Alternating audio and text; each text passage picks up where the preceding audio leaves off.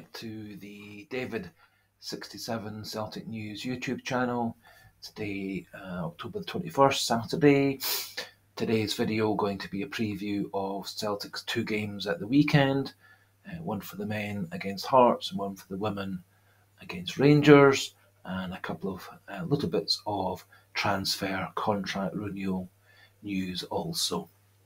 Before we get going, as always, if you haven't subscribed already, please click the subscribe button, click the like button for the video as well, and also would be great if you could pass on the details of the channel for other Celtic fans to have a look at, as the YouTube analytics don't seem to be distributing these videos quite as well as they were when we started the channel.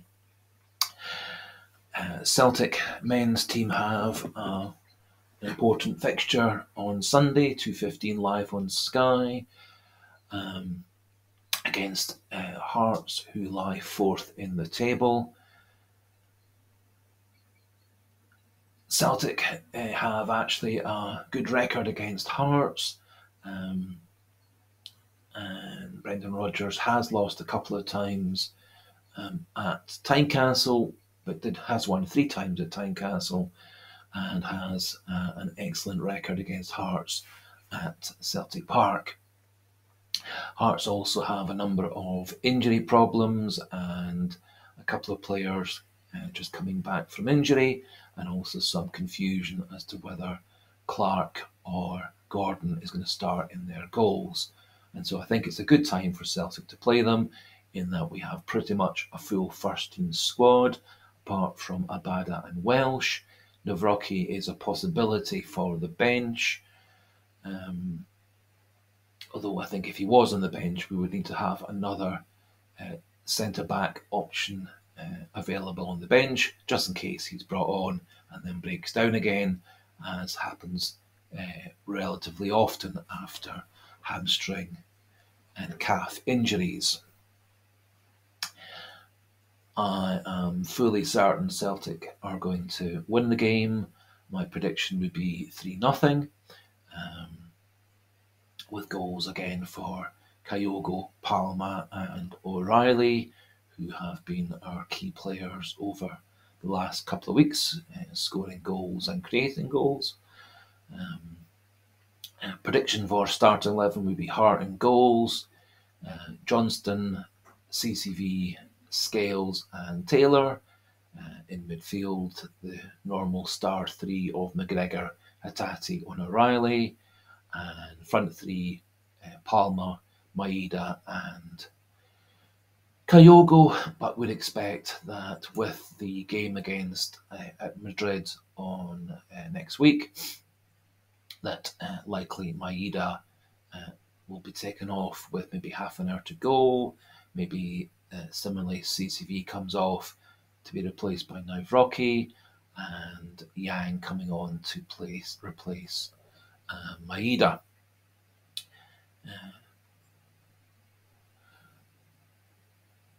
It, I think, is important that Celtic do conserve some energy for the Atletico Madrid match at Celtic Park, as I think it could be a pivotal fixture for driving Celtic forward in the Champions League towards 2nd or 3rd place. As I think a good performance and 3 points and some goals against Madrid would very much boost the confidence within the squad.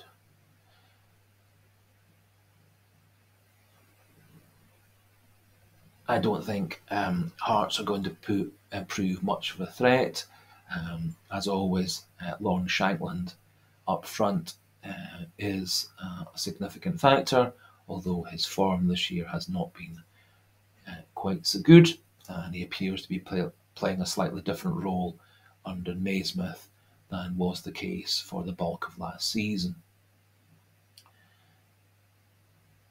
Hopefully this time there won't be any VAR controversies, as there was around a year ago when Hearts seemed to get penalties for minor offences, got to retake a penalty, and also a cast iron handball against the Hearts defender, also mysteriously turned down by the referee and by VAR. Admittedly, that was the first game that VAR had properly been enforced in Scotland on Sky, and so maybe just teething problems. A couple of bits of news regarding the men's squad. It appears that Joe Hart is in negotiations with Celtic to extend his contract. His contract is up at the end of May 2024.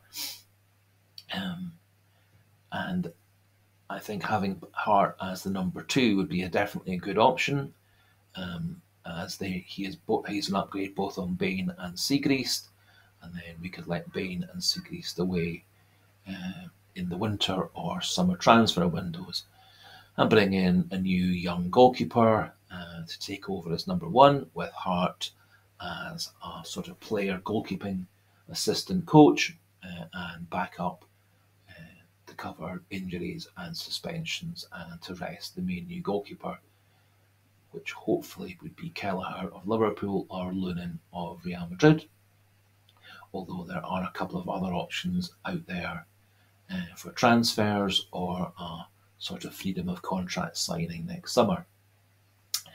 Interesting news also on a similar topic is that the ex-Celtic player Ryan Christie has also indicated an interest to come back to Celtic. His contract with Bournemouth is up at the end of this season coming, and maybe the guarantee of regular first-team football at Celtic will entice him back to Celtic Park, as he isn't playing week in, week out with Bournemouth. I personally would be happy to see Christie back.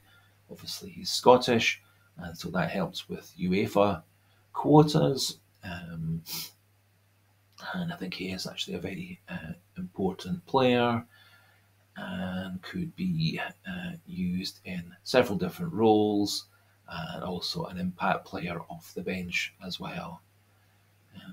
There's also maybe an indicator that Celtic are expecting that maybe O'Reilly and or Hattati may be disappearing in the summer transfer window, although hopefully not, given that they've both signed extended long-term contracts just in the last few weeks. Finally, to finish off today's video, also going to do a wee quick preview of Celtic's women's match against Rangers. This obviously is an extremely important match. Celtic lying first, 2 points ahead of Rangers in second. Goal difference is practically exactly the same. And it does appear over the course of this season, Celtic and Rangers have taken a couple of steps ahead of Glasgow City, who have been the number one team in Scotland for so long and are the reigning champions. However, Glasgow City have been struggling in some of their games against the other teams. Celtic, of course, beat them 2-1 just recently, and Rangers a few weeks ago drew 1-1 with them. Celtic do go into the Rangers game pretty much with a full squad.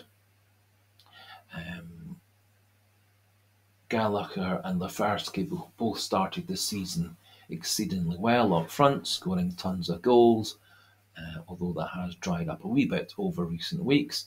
But happily, the midfielders and defenders have come through with goals also to compensate for that. I'm sure that Lefersky and Gallagher will both be back in top form, and maybe the extra excitement from the crowd support for the Rangers match may well kickstart their return to full form. Rangers do actually have 6 members in the current Scotland squad, which is slightly odd, as Celtic only have 2 and Glasgow City only have 2, but they do have a number of strong defenders, McLaughlin and Doherty and Hill, very talented midfielder in Kirsty McLean, and their star player up front Christie, who scored 4 goals last week.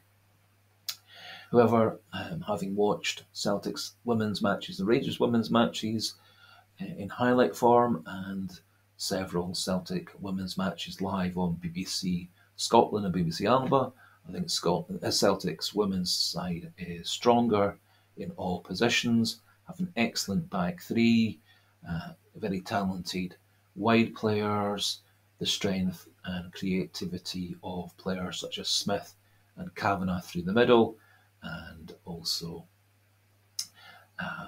2 excellent strikers in Gallagher and Lefersky, and Lefersky's pace can trouble every defence. I think it's going to be a tight match, but Celtic will win 2-1. So finishes off things for today. Thanks for watching, thanks for listening. Do consider clicking the subscribe button and the like button and passing on the details to other Celtic fans to try and widen the scope and delivery of these videos. Do have a wee go at the Celtic v Hart trivia question in the community section. And so to finish off, good luck to Celtic's 2 teams against Hearts and Rangers on Sunday. Goodbye and hail, hail. Yeah.